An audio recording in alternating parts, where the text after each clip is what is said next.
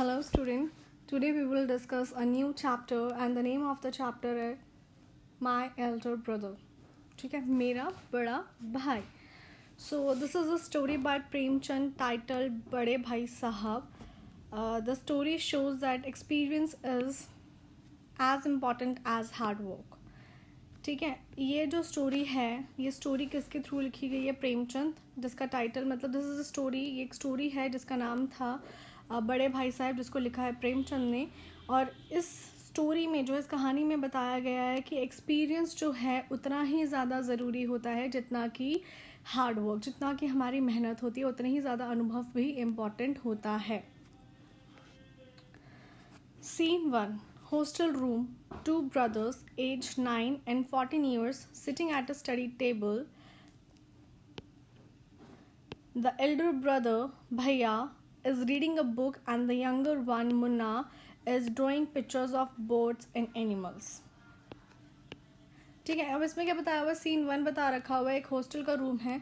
ये this is a story about the two brothers. ठीक है, ये स्टोरी जो है दो भाइयों के बारे में. एक की एज जो है वो 9 साल होती है और एक जो है वो 14 साल का होता है. और दोनों जो हैं स्टडी टेबल पे बैठे हुए हैं, जैसे आपको इस दिख रहा होगा, इस पिक में आपको दिख रहा होगा कि दोनों जो हैं एक स्टडी टेबल में बैठे हैं. ये वाला जो है 9 ईयर्स का और ये जो है 14 ईयर्स का. ठीक है, दोनों बैठे हुए हैं. तो द एल्डर ब्रदर भैया is reading a book and the younger one Munna is drawing pictures of birds and animals. ठीक है, जो बड़ा भाई है एल्डर ब्रदर भैया, ठीक है, वो क्या कर रहा है? वो बुक पढ़ रहे हैं.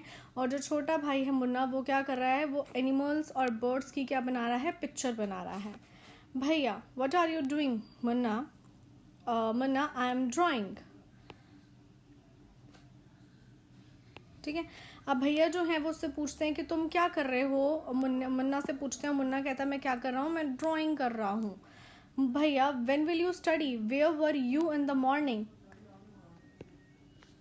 Munna, turning pale, I was playing. भैया, how can you sit with the book for hours together? ठीक है, अब वो जो है भैया जो है मुन्ना से पूछ रहे हैं कि तुम ड्राइंग बना रहे हो तो तुम स्टडी कब करोगे? And where were you in the morning, और तुम मॉर्निंग के टाइम पे कहाँ थे? तो वो क्या होता है? टर्निंग पेल, मतलब उसका जो चेहरा था वो बिल्कुल क्या हुआ? पीला पड़ गया. ठीक है, अब उसने क्या बोला कि आई वॉज प्लेइंग, मैं खेल रहा था.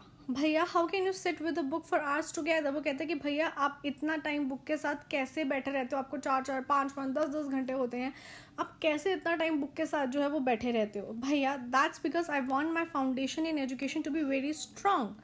If the base is strong then building will stand firmly. ठीक है, and sometimes it takes me 2 years to do 1 year's वर्क. अब इसमें क्या बोला हुआ है? जस्ट बिकॉज ऑफ, इसी वजह से कि वो कहता है कि भाई अगर जब आपको पता है कुछ बिल्डिंग अगर हम बनाई जाती है तो सबसे पहले उसकी नींव रखी जाती है, उसका बेस बनाया जाता है और उसके ऊपर जो है वो बिल्डिंग बनना शुरू होती है. जब हमारी बेस स्ट्रांग नहीं होगा तो वो बिल्डिंग भी हमारी स्ट्रांग नहीं होगी. जरा सा भूकंप पे कुछ हवा आएगी तो वो बिल्डिंग जो है धड़ाम से नीचे गिर जाएगी. ठीक है, ऐसे ही क्या है कि अगर मैं अपना क्या कर रहा हूँ, अपने बेस को स्ट्रॉन्ग कर रहा हूँ कि अगर मेरा जो बेस है अगर वो स्ट्रॉन्ग बनेगा तभी जो है मेरी बिल्डिंग जो है वो और ज़्यादा स्ट्रॉन्ग बनेगी और ज़्यादा मजबूत बनेगी. वो कह रहा है कि कभी कभी क्या होता है कि मुझे 1 साल का काम करने में 2 साल लग जाता है, कि जो काम मुझे 1 साल में कंप्लीट कर लेना चाहिए उसको मैं 2 साल में कंप्लीट करता हूँ. ठीक है. मुन्ना, भैया, you are 5 years older than I am and 3 classes ahead of me. I wonder why you keep writing the same word 20 times. One sentence more than 20 times and copy poems several times in a beautiful letters. अब वो क्या बोलता है? वो कहता है कि भैया आप मुझसे 5 साल बड़े हो, ठीक है, और मुझसे 3 क्लासेस आप आगे हो. 5 साल बड़े तो देखा जाए तो उसको 5 क्लासेस आगे होना चाहिए था, बट स्टिल उसने बोला कि आप 3 क्लासेस जो है मुझसे आगे हो. और मुझे ये देख के जो है बहुत हैरान होता है कि आप एक ही शब्द को 20 बारी लिखते रहते हो और एक सेंटेंस को 20 टाइम लिखते हो, मतलब उससे भी ज़्यादा लिखते हो. और और कोई भी कॉपी हो, कोई भी पोएम हो तो आप उसको क्या करते हो? बहुत टाइम जो है कॉपी करते रहते हो. मतलब एक बार लिख ली, फिर दूसरी बार, फिर तीसरी बार, फिर चौथी बार, ब्यूटीफुल लेटर्स में. ऐसा क्यों? Bhaiya, you know studying English is no child's play. One has to work very hard in order to learn the subject. ठीक है, टू स्पीक और write English properly tremendous effort is required. अब इसमें बोला जा रहा है कि तुम्हें पता है कि भाई इंग्लिश जो सीखना कोई बच्चों का खेल नहीं है, बहुत ज़्यादा हार्डवर्क करना पड़ता है इस सब्जेक्ट को सीखने के लिए, ठीक है। अच्छे से बोलना, अच्छे से लिखने में बहुत ज़्यादा एफर्ट लगता है। यही नहीं कि आपने ये सोचा कि भाई हमें इंग्लिश आ जानी चाहिए और कल देखा तो आपको इंग्लिश आ गई, नहीं, you need so much of practice, ठीक है। बहुत ज़्यादा प्रैक्टिस करोगे तब आप इन सब चीज़ों को सीख पाते हो। But the moment you get a chance you run to the field, play marbles, play paper kites और sit idling away with friends for fun, can't you sit down and study? अब वो क्या बोलता है कि बट जब तुम्हें ये चांस मिलता है तो तुम क्या करते हो, तुम भाग जाते हो फील्ड्स में, खेतों में, और मार्बल्स के साथ, पत्थरों के साथ खेलना शुरू कर देते हो, पतंगे उड़ाना शुरू कर देते हो, और सिटिंग आइडलिंग, आइडलिंग मतलब ऐसे ही वेस्ट बैठे रहते हो अपने फ्रेंड्स के साथ जस्ट फन करने के लिए, मजाक करने के लिए। तो क्या तुम चुपचाप बैठ कर पढ़ नहीं सकते हो? Munna, oh bhaiya, there is a big mela in the village today, should we go? Bhaiya, have you ever seen me going to a fair or going to watch a cricket or hockey match?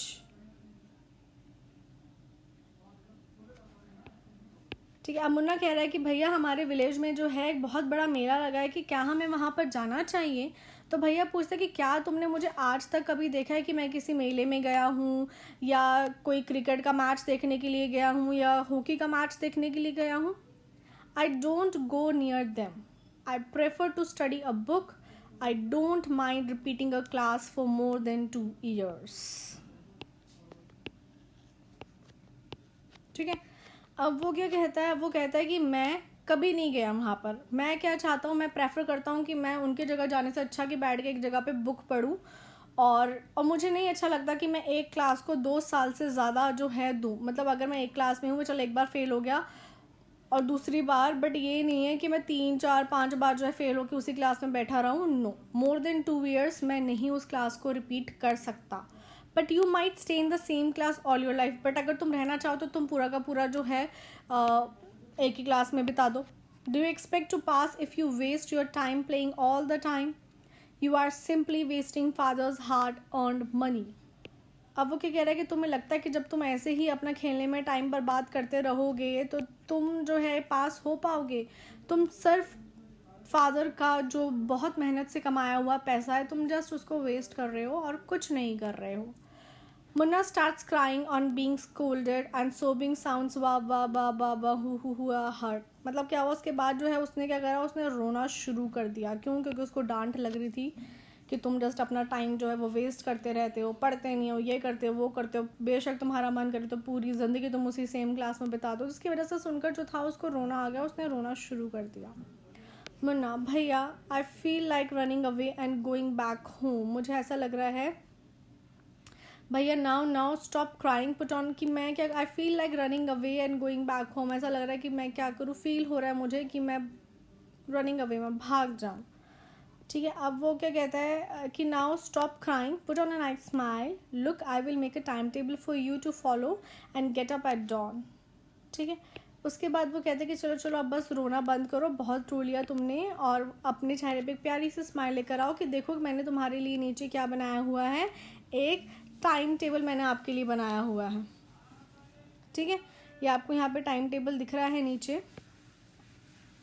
जिसमें लिखा हुआ है 6 बजे आपको अपने हैंड वॉश करने हैं, breakfast लेना है, पढ़ने के लिए बैठना है, 6 से 8 आपको इंग्लिश पढ़नी है, 8 से 9 मैथ्स पढ़नी है, 9 से 9:30 आपको हिस्ट्री पढ़नी है, 3 से 3:30 आपको then off to the school. ठीक है, स्कूल उसके बाद जाना है, उसके बाद आपको 5 से 6 ग्रामर। मतलब ऐसे ऐसे करके उसने पूरा जो है टाइम जो है वो पूरा का पूरा उसने बना दिया time schedule. Munna, but when is the time to play? भैया, play, what is the need? Munna, अब वो पूछता है कि भैया वो तो ठीक है बट खेलने का टाइम कहाँ है? अब भैया कहते हैं खेलना उसकी क्या ज़रूरत है Munna? Munna, oh I love the green field, the gentle breeze, I want to jump up like a football, I like the touch and go हु टू साउंड्स ऑफ कबड्डी।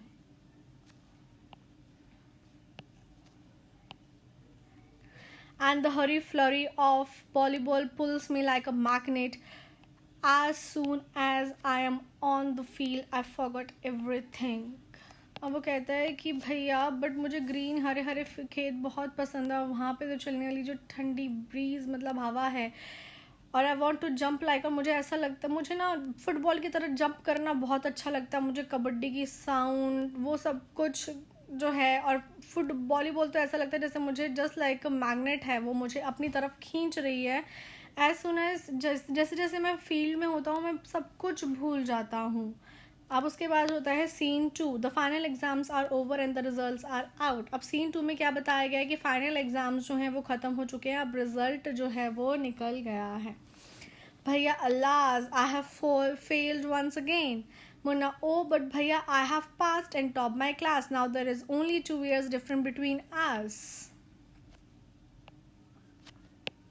अब वो क्या कहता है, भैया कहते हैं अल्लाह मैं फिर से एक बार फेल हो गया, और मुन्ना कहता है कि बट भैया मैं तो पास हो गया, इवन मैंने अपनी क्लास में टॉप करा है. अब हमारे बीच में सिर्फ 2 क्लास का ही डिफरेंस है. एज में तो उनका स्टिल 5 years का डिफरेंस है, बट उनकी क्लासेस में अब सिर्फ 2 साल का ही डिफरेंस रह गया, क्योंकि वो तो हर क्लासेस में टॉप करता था, बट उनके भैया जो थे वो कभी एक बार कभी 2 बार फेल हो जाते थे, जो वो सेम क्लासेस में रह जाते थे. भैया बट माई डियर नहीं my dear brother, don't be so proud, you have passed only 1 class and you think that I'm stupid and you are smart.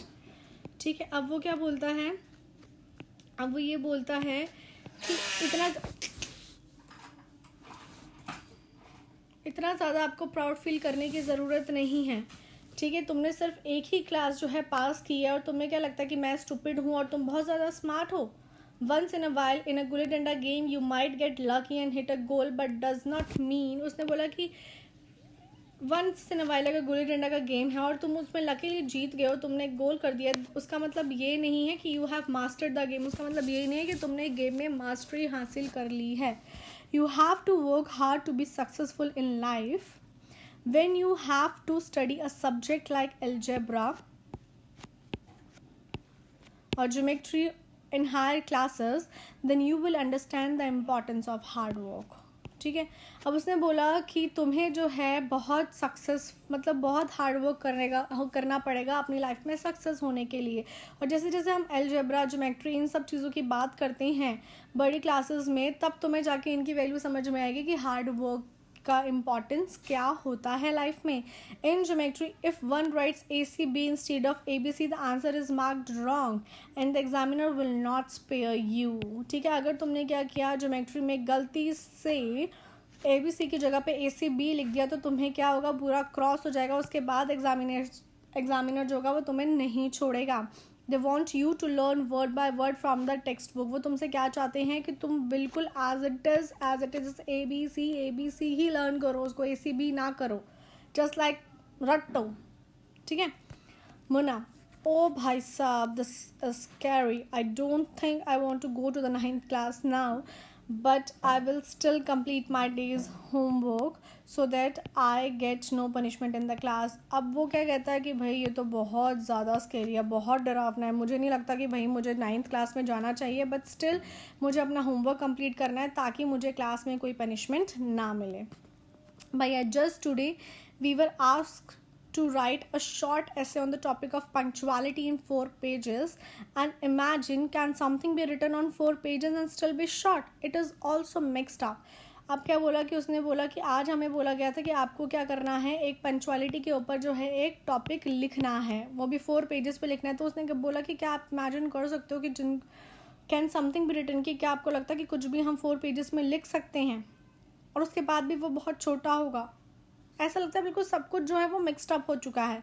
Munna thank God it was the time for school और else the scolding would have go on and on.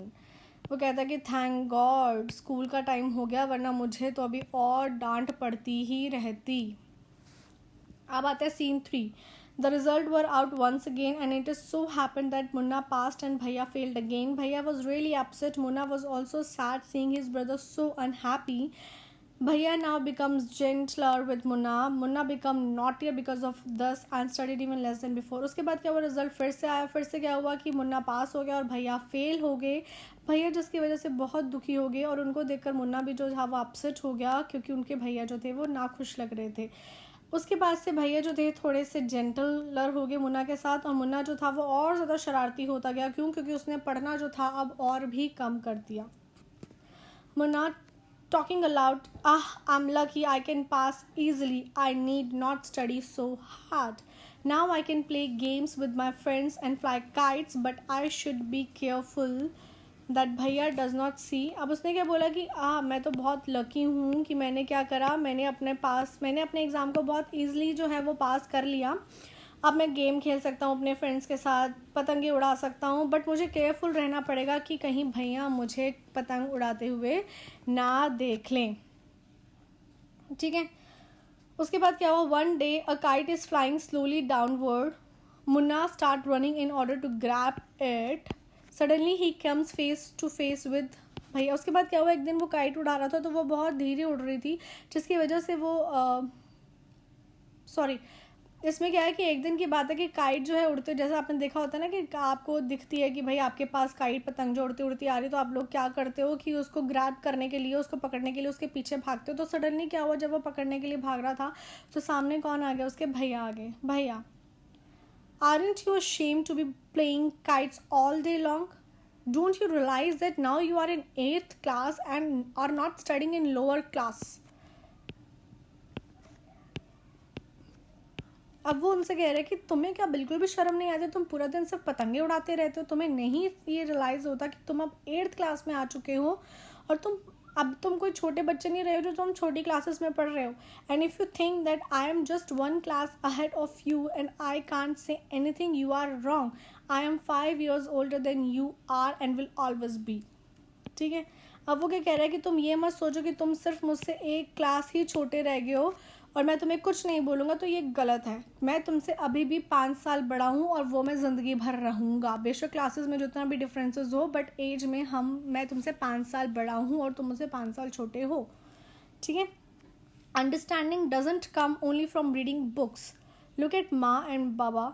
माँ has never gone to school and baba has only passed 5th class.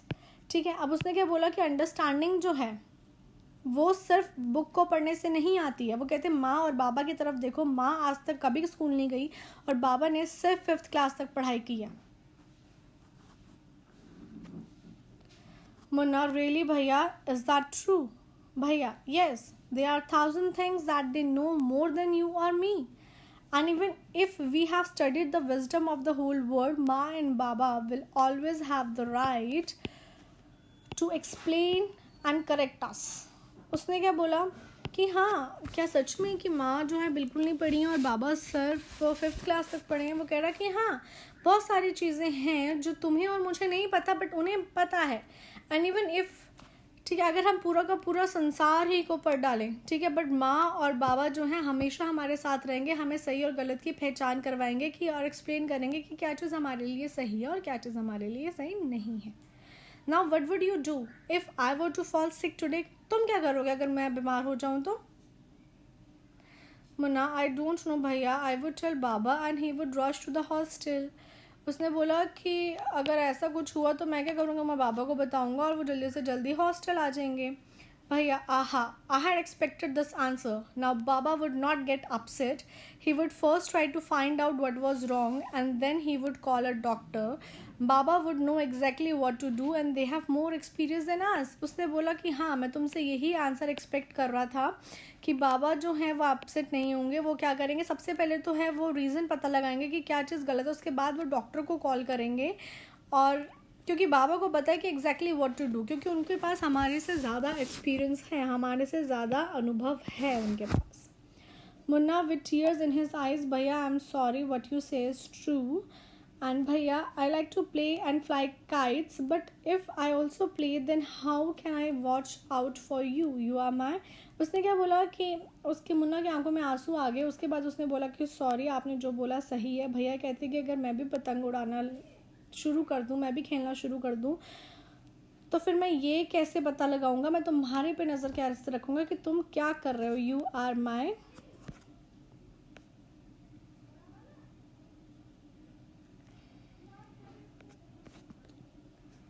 I think something is missing there. ठीक है, उसके बाद जो है आपको इसके न्यू वर्ड्स करने हैं. ठीक है, फाउंडेशन का मतलब होता है सॉलिड बेस. शेड्यूल मतलब होता है टाइम टेबल. इससे मतलब होता है, आपको पता ही ऐसे क्या होता है, किसी सब कॉम्पोजिशन होती है किसी चीज़ पे, अगर आपको कुछ भी दे दिया जाए उसके ऊपर आपको लिखना होता है. आइडलिंग मतलब मैंने आपको बोला लेजी, वेरी वेस्ट, विदाउट किसी पर्पज़ के आप ऐसे ही बैठे हुए हो. मास्टर किसी चीज़ में अपनी मास्टरी अचीव करना, किसी चीज़ में आप एक्सपर्ट बन जाते हो.